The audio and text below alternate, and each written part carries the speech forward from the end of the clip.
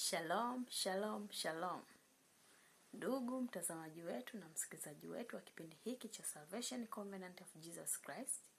Nichukue fursa hii kukaribisha katika kipindi hiki chetu pendwa kinachohusu maswali ya usuyo imani na Mungu mwenyewe.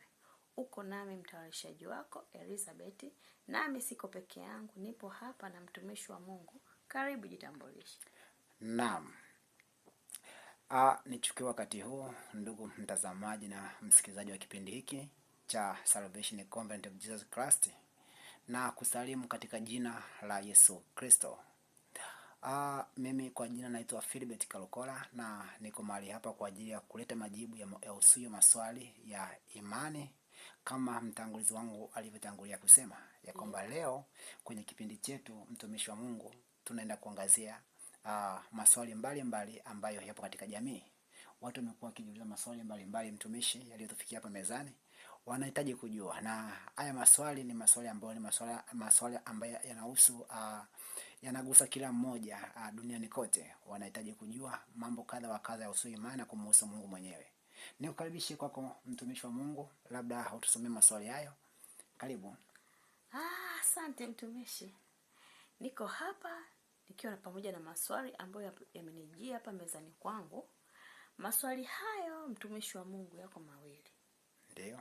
Bila shaka tuanze na swali kwanza la kwanza. Swali la kwanza linasema kwa nini Mungu aliumba? Okay. Ili swali limekuwa na mtafaruku au limekuwa na walakini au limekuwa na maswali mengi miongoni mwa jamii tunayoishi, ama hususan dunia nzima. Watu wengi hata dunia nzima wamekuwa wakijiuliza hilo swali. Tuko hapa mtumishi, na muamini Roho wa Kristo aliye ndani yako atatusaidia kupata majibu stahiki. Karibu. Asante. Ni kabla sijaendelea, labda mtumishi ungetusomea maswali yote yaliyoko katika meza siku ya leo tupate kuyajua, halafu tutaenda kupitia swali moja baada ya jingine. Sawa. Labda kuna swali jingine? Yapo mawili. Okay. Nitaanza kukuuliza moja moja, afu baadaye tutazidi kutaja moja moja kama utakavyohitaji kuyajibu. La kwanza, kwa nini Mungu aliumba? Ndio. Hilo ni swali la kwanza ambalo lipo hapa. Watu wanajiuliza kwa nini Mungu aliumba? Na swali la pili, kwa nini Mungu alimuumba shetani ilhali akijua yeye ni msumbufu, yeye ni chanzo cha ubaya wote? Ni hivyo mtumishi, watu wengi wanajiuliza, hata mimi mwenyewe nami ni miongoni mwao. Karibu. Asante. Na shukuru, maswali ni mazuri na kimsingi yana mantiki. Ni maswali ambayo hayana uchaguzi, maana hayana upendeleo wa kiimani na kidini. Ndiyo. Ni maswali ambayo yana ufahamu, mtu anahitaji kujua kumhusu Mungu na kujua vitu kadha wa kadha katika uumbaji wa Mungu. Ndiyo. Nikukaribisha tena msikilizaji na mtazamaji upate kujiunga nasi ili ya kwamba upate majibu ya maswali haya. Yamkini wewe ni mmoja wapo unayetazama siku ya leo ya kwamba ulikuwa ukijiuliza au umewahi kusikia mtu anajiuliza maswali kama hayo na umehitaji na umetamani kupata majibu lakini ulikuwa hujapata majibu. Ama la, yamkini umepata majibu lakini hayajakuridhisha. Ama sivyo, basi ulikuwa hujajiuliza lakini baada ya kusikia masomo haya siku ya leo imekutia tashwishi ya kuhitaji kujua kwamba kweli bwana vitu kama hivyo inakuaje mahali pale. Unapoenda kujifunza mahali hapa ni kusi. Ukijifunza basi usiishie kula peke yako, basi utakapokuwa umejifunza jambo lolote katika mahali hapa basi washirikishe na ndugu zako na jamaa wengine wa like, lakini usisahau pia kucomment kwenye YouTube channel yetu. Basi tuangazie moja kwa moja kwenye swali la kwanza kabisa ambalo linasema kwa nini Mungu aliumba? Naam. Amina. Ndio. Naam. Unapoongelea kuhusu uumbaji wa Mungu, sisi ambao tunatumia Biblia lazima tuangazie kabisa mwanzoni mwa kitabu cha Mwanzo, katika mwanzo wa Biblia. Amina. Amina. Tunaposoma kwenye kitabu kile cha Mwanzo, ile sura ya kwanza kabisa mstari wa kwanza.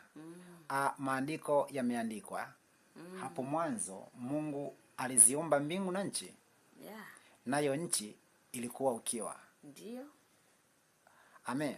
Amen. Sasa muktadha wa swali letu huko mahali hapo, yamkini pengine utahitaji kusema kwamba mtumishi wa Mungu, katika mstari wa kwanza kabisa, mwanzoni kabisa mwa Biblia, kunawezekana kupatikana jibu kama hili mahali hapo? Ndiyo, jibu liko hapo, na ndiyo maana ya mafunuzi ya Roho Mtakatifu. Ndiyo. Bwana Yesu Kristo apewe sifa. Amen. Tunaposoma maandiko hayo mahali hapo kwenye kitabu kitakatifu cha Biblia, kwenye kitabu cha Mwanzo sura ya kwanza kabisa na mstari wa kwanza, kama tulivyosikia na wengi wetu tunavyojua ya kwamba imeandikwa hapo mwanzo Mungu aliumba mbingu na nchi. Ndiyo. Kumbe tunaona mwanzo wa kuumbwa kwa mbingu na nchi. Amen. Amen. Hapo mwanzo Mungu aliziumba mbingu na nchi. Kumbe sasa huo ndio mwanzo wa kazi ya Mungu ya kuumba mbingu na nchi. Na tukisema mbingu, tukasema nchi, ni pamoja na jeshi lake lote, ni pamoja na viumbe vyake vyote. Ndiyo. Amen. Amen. Lakini mstari huo mfupi, huo mstari wa kwanza, hautuonyeshi mwanzo wa Mungu, ila unatufunulia vitu viwili vya haraka kulingana na somo hili. Amen. Tunapata kuona kazi ya Mungu ya uumbaji mahali inapoanza na mwanzo wa kuumbwa kwa mbingu na nchi. Ndiyo. Lakini la pili, tunapata kuona maisha ya Mungu aliyoyaishi kabla ya kuumba mbingu na nchi. Na hapo ndo kuna muktadha wa swali letu. Ya kwamba hapo mwanzo Mungu aliumba mbingu na nchi. Sasa tusiende kwenye kazi ya Mungu ya uumbaji, ila turudi hapo nyuma. Maana yake huyu Mungu aliyeziumba mbingu na nchi hapo mwanzo, maana yake kabla ya mwanzo wa kuiumba mbingu na nchi, Mungu alikuwa anaishi. Ndiyo. Kwa nini? Kwa sababu Mungu hana mwanzo. Mahali pale hatuonyeshi mwanzo wa Mungu, tunaonyeshwa mwanzo wa kuumba kwa mbingu na nchi. Ndiyo. Kwa hiyo kama Mungu ana mwanzo, maana yake alikuwa anaishi, alikuwa na maisha kabla ya uwepo wa chochote kilichopo leo. Ndiyo. Sasa ndipo swali linapokuja kwamba kwa nini Mungu aliumba wakati alikuwa na maisha akiishi? Amen. Amen. Mungu anayo sababu kuu moja ya msingi ambayo ilimpelekea aumbe. Kama tulipoangazia masomo katika sentensi hiyo ya hapo mwanzo Mungu aliziumba mbingu na nchi.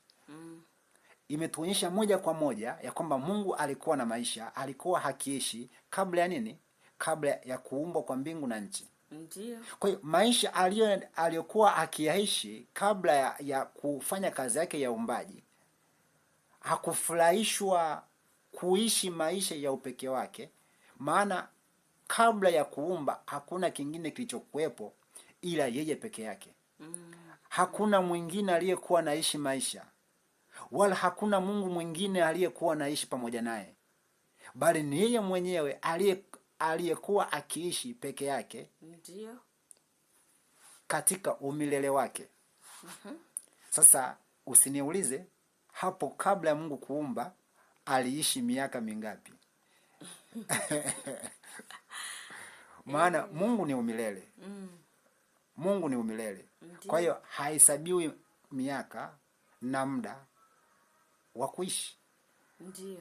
Bwana Yesu Kristo atukuzwe. Amen. Lakini maandiko tuliyasoma mahali hapo kwenye Biblia takatifu ambayo tumeyanukuu yanatuonyesha kwamba Mungu alikuwa na maisha. Alikuwa akiishi kabla ya kuianza kazi ya uumbaji wa kuiumba mbingu na nchi. Ndiyo. Kwa hiyo kama Mungu alikuwa anaishi kabla ya kuiumba mbingu na nchi, maana yake ilifikia wakati wa kuona hapana. Sasa wakati huu si wakati tena wa kuishi peke yangu. Ndiyo. Hata kama nina uwezo wa kuishi, yani Mungu, hata kama nina uwezo wa kuishi pasipo kuwepo chochote kile kuwepo, sihitaji msaada wa kitu chochote mimi kuishi, kuendelea kusurvive, kuendelea kuwepo. Lakini halifurahishwa ndani mwake, halipendezwa ya kwamba haipendezi yeye aendelee kuishi pasipo kuweko na vitu vingine, hali hakiwa na uwezo wa kusababisha vitu vingine vipate kuwepo. Yeye kama Mungu aliona anao uwezo wa kusababisha vitu